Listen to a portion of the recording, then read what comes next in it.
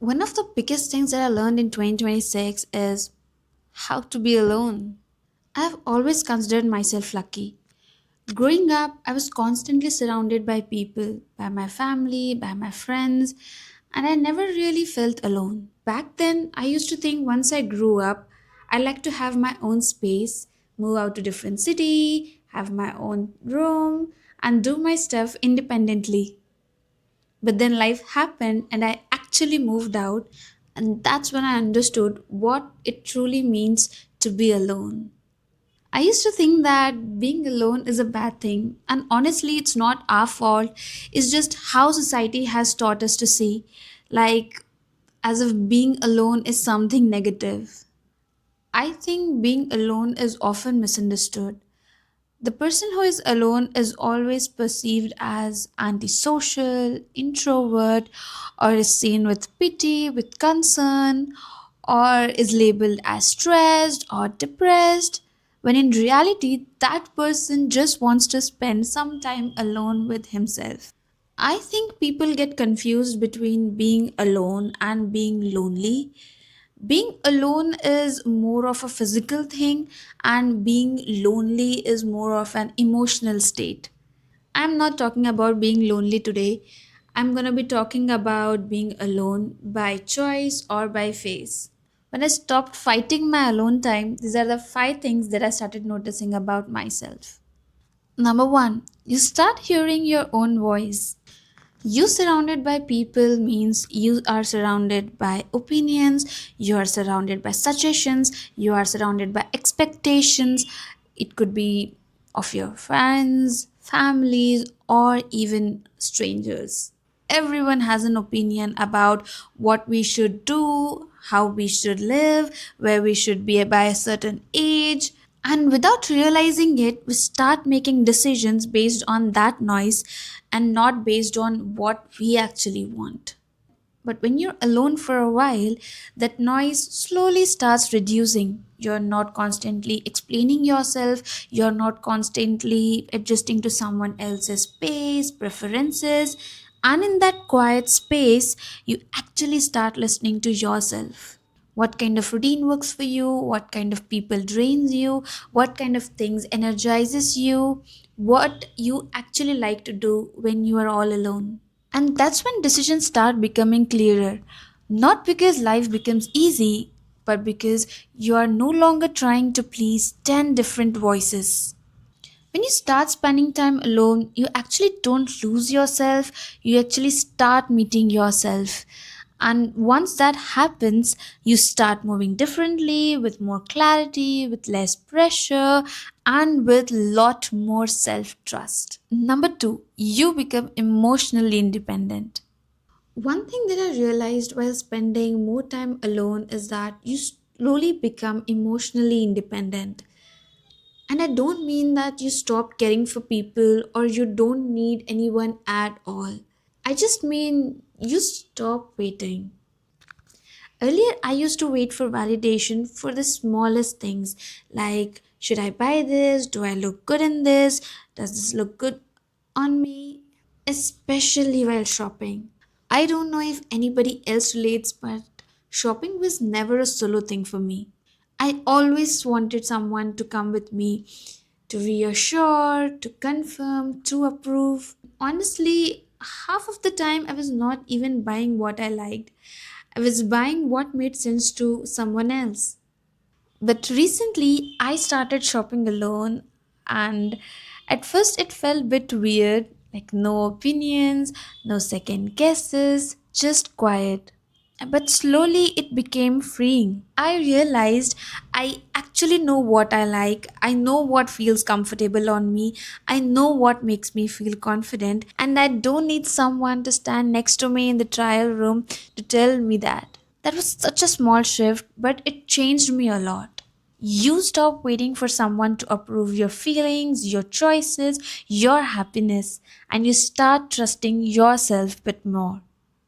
I think peace feels very different when it comes from within, not loud, not dramatic. It's just calm. And once you taste that kind of peace, you stop needing constant reassurance from the outside world. Number three, you build quiet confidence. Another thing being alone teaches you is quiet confidence. Not the kind where you feel superior or loud, just this calm feeling that, okay, I can handle this by myself. And honestly, that didn't come naturally to me. Growing up, my dad used to push me to do my things alone, like small things, talking to people, handling stuff, making decisions, and I hated it.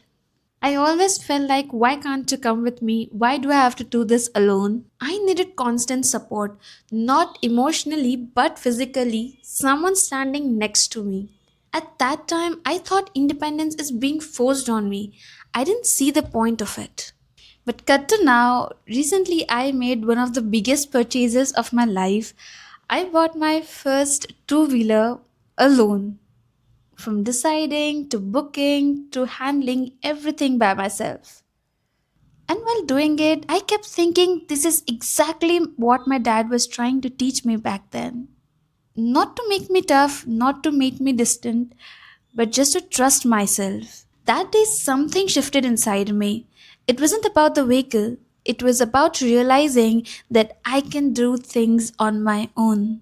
And the small wins, they start feeling huge.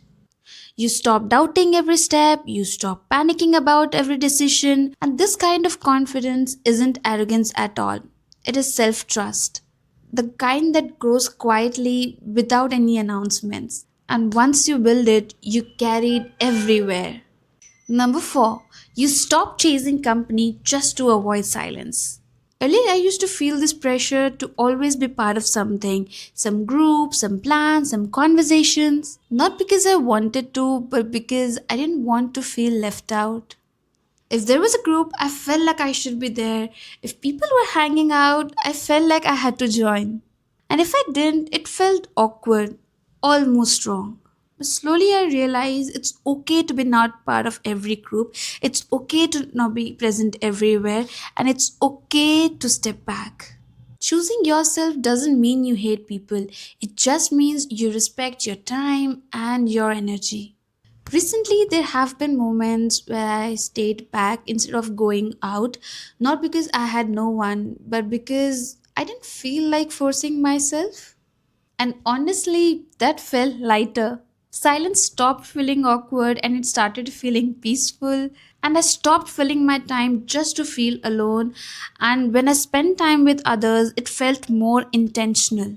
You start choosing quality over noise, presence over pressure. And once you enjoy your own presence, you don't settle for company that drains you. You choose people not out of fear, but out of choice. Number five, you create space for growth. The last thing that I actually want to talk about is how being alone actually creates space for growth. And I don't mean physical space, I mean mental space. When life is noisy, when you're constantly around people, opinions, suggestions, you seriously don't have time to think. But when things get quiet, something shifts. For me, that quiet space is where creativity slowly came back. I didn't suddenly become productive or disciplined or anything dramatic. I just started listening to myself again. That's when I started my YouTube channel. Not because I had everything figured out, but because I finally had the space to ask myself what I want to do. I started my hobbies again without any pressure. I started doing my art again, not to post, not to be perfect, just because it made me feel happy and good again. When you're alone, you reflect more naturally. You start noticing patterns, why you stop doing certain things, why you were always postponing what you loved, and slowly you feel more aligned. Not like life becomes suddenly perfect, but it starts making more sense. You're not running anymore, you're moving at your own pace. I think that's something we don't talk about enough. Some phases of life are just meant to be quiet. They are not empty, they are not wasted, they are just preparing you. Some phases are meant to be quiet, and that's okay. Honestly, this phase of my life is quiet, but it's also the most honest it has ever been. I just want to say one last thing before I end this. If you're in a phase where you're alone a lot and it feels strange or quiet or unfamiliar, then there's nothing wrong with you.